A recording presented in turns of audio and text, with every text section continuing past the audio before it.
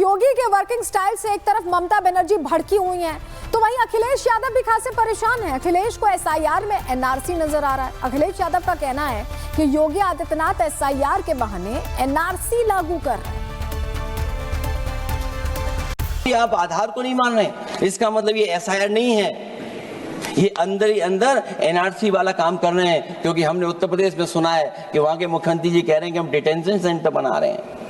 भाई एसआईआर में जिसका नाम नहीं उसके लिए डिटेंशन सेंटर की जरूरत है। इसका मतलब अध्यक्ष महोदय, जो काम ये खुल के नहीं कर सकते थे एनआरसी, वो काम ये एसआईआर के बहाने कर रहे हैं। तभी ये कभी कभी कहते हैं घुसपैठियां हैं और डिटेंशन सेंटर बन रहे हैं। अब चाहे ममता बनर्जी हो या फिर अखिलेश यादव, विपक्षी खेमे से जुड़े नेताओं को एसआईआर का नाम सुनते ही इतनी बेचैनी क्यों होती है, तो इसकी वजह भी आपको बता देते हैं। विपक्ष एसआईआर को लेकर बहुत कंफ्यूज है। अखिलेश को अपने वोट कटने का डर है, ममता को भी यही डर सता रहा है। बीजेपी शुद्धिकरण बता रही है, बीजेपी घुसपैठियों पर भी अटैक कर रही है। एसआईआर से घुसपैठियों को चिन्हित करने का प्रयास किया जा रहा है। दीदी ने कहा कि बंगाली बोलने वालों को घुसपैठिया बताया गया है। बीजेपी का कहना है कि घुसपैठियों की पहचान होगी, कागज दिखाने होंगे, वरना डिटेंशन या वापसी पक्की है। विपक्ष को अपने वोटर्स खोने का खतरा यहां लग रहा है। विपक्ष के खेमे में ज्यादातर वोटर्स मुसलमान रहे हैं। इन्हीं मुसलमान वोटर्स का नाम कटने का डर है, क्योंकि घुसपैठिए भी रोहिंग्या या बांग्लादेशी ही हैं। अब योगी आदित्यनाथ उन घुसपैठियों को देश से बाहर करने की बात कर रहे हैं, तो सपा नेता अबू आजमी को इस बात से भी तकलीफ है। उनका कहना है कि ये देश किसी के बाप का नहीं है और इस देश में रहने का हक सभी को है, चाहे वो वंदे मातरम कहता हो या नहीं, लेकिन वो इस देश में रहने से उसे कोई रोक नहीं सकता। इतनी बड़ी बड़ी बातें कर रहे हैं, सुन लीजिए। बिल्कुल नहीं, देश किसी के बाप की जागीर नहीं है, देश सबका है। इस देश के लिए जितनी कुर्बानी लोगों ने दी, उससे ज्यादा कुर्बानी मुसलमानों ने दिया है और सबकी अपनी अपनी आस्था होती है। आस्था धर्म को जो देश लाता है ना इन चीजों में, वो समझो कि सब सरकार बहुत ही गलत लोगों के हाथ में है। ऐसा है कि मैं किसी से कहूँ कि आप जो है कलमा पढ़ो, अल्लाह का नाम लो, तो नहीं कह सकता, क्योंकि वो उनकी आस्था दूसरी है। बहुत सारे हम तो असेंबली में खड़े होते हैं, पार्लियामेंट में खड़े होते हैं, वहाँ पर ये होता है अपना वंदे मातरम पढ़ा जाता है, हम खड़े होकर उसका इज्जत करते हैं। लेकिन बहुत सारे मुसलमान पढ़ते भी हैं। हमने कहा किसी को मारा, किसी को मना किया। देखिए, अब एक तरफ महाराष्ट्र के सपा नेता अबू आजमी ये समझा रहे हैं कि इस देश में सभी को रहने का अधिकार है, तो वहीं योगी आदित्यनाथ के ऑपरेशन घुसपैठिए से नाखुश अखिलेश यादव कह रहे हैं कि बीजेपी उर्दू के खिलाफ है और उर्दू बोलने वालों पर ही एक्शन ले रही है। लेकिन सवाल तो ये भी है कि क्या घुसपैठियों को डिटेन करना उर्दू बोलने वालों पर हमला है? सुनिए जरा। सुनते हैं, मैं आपको बधाई देता हूँ, मुबारकबाद देता हूँ। और सबसे बड़ी बात यह है कि हम सब लोगों को ला करके यहाँ एक साथ बैठाया है, क्योंकि कई बार हम लोग ये भी सुनते हैं कि कुछ लोग उर्दू के खिलाफ हैं। जो उर्दू के खिलाफ हैं वो हिंदुस्तानियत के खिलाफ हैं, और जब उनकी बात हम लोग सुनते हैं तो उर्दू की भी खिलाफत उर्दू में ही वो लोग करते हैं। बहुत बहुत धन्यवाद। अब एक तरफ अखिलेश यादव कह रहे हैं कि उर्दू बोलने वालों को टारगेट किया जा रहा है, तो दूसरी तरफ ममता बनर्जी का कहना है कि डिटेंशन सेंटर नहीं बनने देंगी।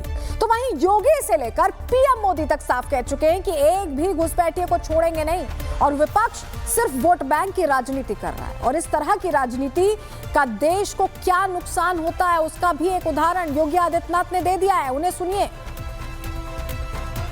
जम्मू कश्मीर पंडित नेहरू के हाथों में था। उन्होंने जम्मू कश्मीर को इतना विवादित करने का काम किया कि वो भारत को लगातार आजादी के बाद डसता रहा। उग्रवाद, अलगाववाद, ये उसी कश्मीर से पंडित नेहरू के कारण देश को प्राप्त हुआ था। देखिए, आप समझिए, ऑस्ट्रेलिया, ब्रिटेन, अमेरिका जैसे देश आज घुसपैठियों से परेशान हैं। उनके देश में इन घुसपैठियों के चलते क्राइम रेट की तेजी के साथ बढ़ाई हम घटनाओं में देख रहे हैं। कल प्रहार में हमने आपको बताया था कि सिडनी में जिस तरह से पाकिस्तानी मूल के लोगों ने निर्दोष लोगों को अपना निशाना बनाया, ऐसे में घुसपैठियों से देश को होने वाले खतरे को अब टालने का समय आ चुका है। समय आ चुका है कि देश को घुसपैठिया मुक्त बनाया जाए। और विपक्ष को भी आज पूर्व प्रधानमंत्री अटल बिहारी वाजपेयी जी का वो भाषण लूप में लगाकर सुनना चाहिए, जहां उन्होंने बताया था कि सत्ता का खेल चलता रहेगा, सरकारें आएंगी जाएंगी, पार्टियां बनेंगी बिगड़ेंगी, मगर ये देश रहना चाहिए।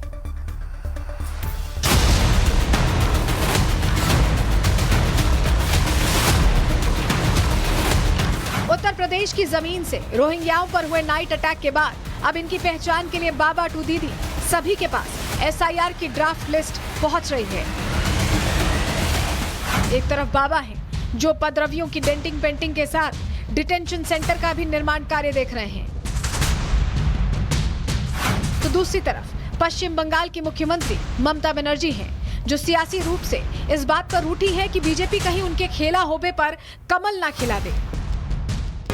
আমি পরিষ্কার আপনাদের বলে দিচ্ছি, বাংলার লোকেদের ডিটেনশন ক্যাম্পে রাখলে আগামী দিন বাংলার মানুষও কিন্তু বিজেপিকে পলিটিক্যাল নয় ইলেকশনে লড়ে ডিটেনশন ক্যাম্পে রাখবে রাজনৈতিকভাবে। दीदी का गुस्सा लाजमी है क्योंकि मुर्शिदाबाद टू मालदा ममता बनर्जी के वोटर बेस की सबसे बड़ी ताकत मुसलमान ही थे। वो मुसलमान जो दीदी को आंख मूंद कर वोट देते रहे, लेकिन इस बार हुए एसआईआर में मृत, लापता, फर्जी और डुप्लीकेट वोटर्स की पहचान की गई और अब दीदी को शक है कि ये सारे पैमाने उनके वोटर्स पर फिट बैठते हैं। अब बीजेपी यही बात पूछ रही है कि दीदी को आखिर ऐसा क्यों लगता है कि सारे मृत, फर्जी, लापता वोटर्स उन्हीं के वोटर्स हो सकते हैं, जबकि मुमकिन तो ये भी होना चाहिए कि इनमें से कई वोटर्स बीजेपी के हों। यही वो शुद्धि का सवाल है जिस पर सियासी तकरार छिड़ी हुई है। दीदी टू अखिलेश भैया सभी एसआईआर के खिलाफ है। फिलहाल एसआईआर की सख्त ब्रांडिंग करके बाबा ने यूपी में लॉन्च कर दिया है, जिसके बाद अखिलेश यादव भी टेंशन में नजर आ रहे हैं। लेकिन चूंकि एसआईआर का काम बदस्तूर जारी है, इसीलिए हाथ मसलने के अलावा अब विपक्ष के पास दूसरा कोई विकल्प नहीं है। और एसआईआर की जरूरत क्या है, तो इसे सिर्फ बंगाल के ही उदाहरण से समझ सकते हैं, जहां चुनाव आयोग की तरफ से कराए गए एसआईआर अभियान में कई झोल सामने आए। 2002 की मतदाता सूची की जांच में यह बात सामने आई कि 2002 की वोटर लिस्ट में दर्ज करीब 85 लाख मतदाताओं के पिता के नाम में त्रुटियां पाई गई हैं, जबकि 13.5 लाख वोटर्स के माता पिता का नाम एक ही है। साथ ही एसआईआर के दौरान 11,95,230 ऐसे मामले भी सामने आए हैं जहां पिता की उम्र बेटे से महज 15 साल या उससे भी कम ज्यादा दिखाई गई है। और इसी बात का जिक्र सीएम योगी ने भी अपने बयान में किया है।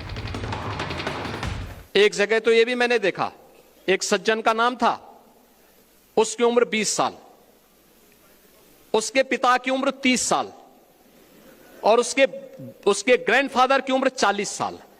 तो मैंने कहा ये कौन नए नमूने आ गए। देखो, एसआईआर के बाद बांग्लादेश बॉर्डर की तरफ झोला लेकर भागते बांग्लादेशियों की तस्वीरें हर तरफ वायरल हैं। दीदी गुस्से में ललकार रही हैं कि डिटेंशन सेंटर नहीं बनने देंगे, तो बीजेपी नेता शुभेंदु अधिकारी ने कह दिया कि डिटेंशन नहीं तो सीधा डिपोर्ट होगी।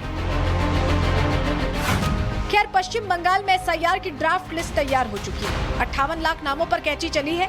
ऐसे में अब देखना दिलचस्प होगा कि जो नाम डिलीट हुए हैं ये किसके साथ खेला करने वाले हैं। Bureau report, Republic Bharat.